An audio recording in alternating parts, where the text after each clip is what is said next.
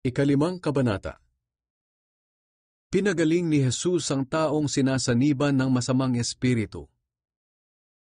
Dumating sila sa kabila ng lawa, sa lupain ng mga Geraseno. Pagbaba ni Jesus sa bangka, sinalubong siya ng isang lalaking galing sa kuwebang libingan. Ang lalaking ito'y sinasaniban ng masamang espiritu, at doon na siya nakatira sa mga libingan. Hindi siya maigapos ng matagal, kahit kadena pa ang gamitin nila. Ilang beses na siyang kinadenahan sa kamay at paa, pero nalalagot niya ang mga ito. Walang nakakapigil sa kanya. Nagsisisigaw siya araw at gabi sa mga libingan at kaburulan, at sinusugatan ang sarili ng matatalas na bato.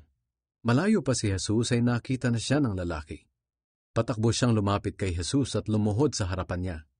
Sinabi ni Jesus sa masamang espiritu, "Ikaw na masamang espiritu, lumabas ka sa taong iyan."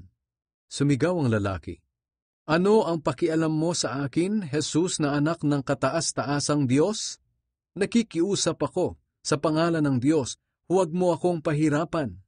Tinanong siya ni Jesus, "Ano ang pangalan mo?" Sagot niya, "Kawan, dahil marami kami." At paulit-ulit na nagmakaawa ang masamang espiritu kay Jesus na huwag silang palayasin sa lupaing iyon. Sa di kalayuan ay may malaking kawan ng mga baboy na nanginginain sa gilid ng burol. Nagmakaawa ang masasamang espiritu na kung maaari ay payagan silang pumasok sa mga baboy. Kaya pinayagan sila ni Jesus. Lumabas ang masasamang espiritu sa lalaki at pumasok sa mga baboy. Nagtakbuhan ang may 2,000 baboy pababa ng burol. Nagtuloy-tuloy sa lawa at nalunod. Tumakbo ang mga tagapag-alaga ng baboy papunta sa bayan at ipinamalita roon at sa mga kalapit-nayon ang nangyari. Kaya pumunta roon ang mga tao para alamin ang tunay na nangyari. Pagdating nila kay Jesus, nakita nila ang taong dating sinasaniban ng kawan ng masasamang espiritu. Nakaupo siya at nakadamit at matino na ang pag-iisip, kaya natakot ang mga tao. Ikinuwento sa kanila ng mga nakakita kung ano ang nangyari sa taong iyon at sa mga baboy. Kaya pinakiusapan nila si Jesus na umalis sa kanilang lugar. Nang sumasakay na si Jesus sa bangka, nakiusap sa kanya ang lalaking gumaling na isama siya, pero hindi pumayag si Jesus. Sa halip sinabi niya sa lalaki, "Umuwi ka sa pamilya mo at sabihin mo sa kanila ang lahat ng ginawa sa iyo ng Panginoon at kung paano kanya kinaawaan." Kaya umalis ang lalaki at ipinamalita sa Decapolis ang ginawa sa kanya ni Jesus. At namangha ang lahat ng nakarinig tungkol sa nangyari. Ang anak ni Jairus at ang babaeng dinudugo. Nang bumalik si Jesus sa kabila ng lawa, napakaraming tao ang nagtipon doon sa kanya. Pumunta rin doon si Jairus na namumuno sa sambahan ng mga Hudyo. Pagkakita niya kay Jesus, lumuhod siya sa paanan nito at nagmakaawa. "Agaw buhay po ang anak kong dalagita. Kung pwede po sana, sumama kayo sa akin at ipatong ninyo ang inyong kamay sa kanya para gumaling siya at mabuhay." Sumama sa kanya si Jesus at sinundan siya ng napakaraming tao na nagsisiksikan sa kanya. May isang babae roon na 12 taon nang dinudugo.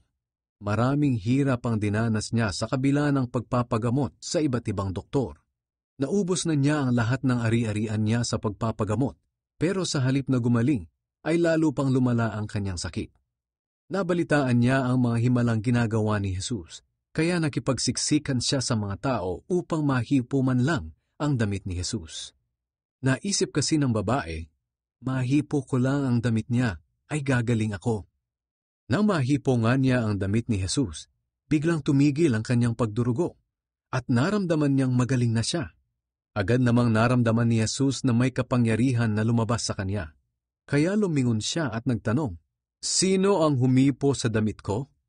Sumagot ang mga tagasunod niya, "Sa dami po ng mga taong sumisiksik sa inyo, bakit pa kayo nagtatanong kung sino ang humipo sa inyo?"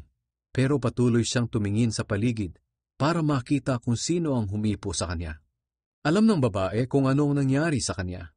Kaya lumapit siyang nanginginig sa takot at lumuhod sa harap ni Jesus. Ipinagtapat niya ang katotohanan kay Jesus. Pagkatapos, sinabi sa kanya ni Jesus, "Anak, pinagaling ka ng iyong pananampalataya. Umuwi kang mapayapa. Magaling ka na." Habang kausap pa ni Jesus ang babae, dumating ang ilang tao mula sa bahay ni Jairus. Sinabi nila kay Jairus, "Patay na po ang anak ninyo. Huwag niyo nang abalahin ang guro." Pero hindi pinansin ni Jesus ang sinabi nila. Sa halip sinabi niya kay Jairus, "Huwag kang matakot, manampalataya ka lang." Hindi pinayagan ni Jesus ang mga tao na sumama sa kanya sa bahay ni Jairus. Sa halip, si Pedro at ang magkapatid na sina Santiago at Juan lang ang isinama niya. Pagdating nila roon, nakita ni Jesus na nagkakagulo ang mga tao. May mga umiiyak at may mga humahagulgol. Pumasok siya sa bahay at sinabi niya sa mga tao, "Bakit kayo nagkakagulo at nag-iiyakan? Hindi patay ang bata, kundi natutulog lang." Pinagtawanan siya ng mga tao.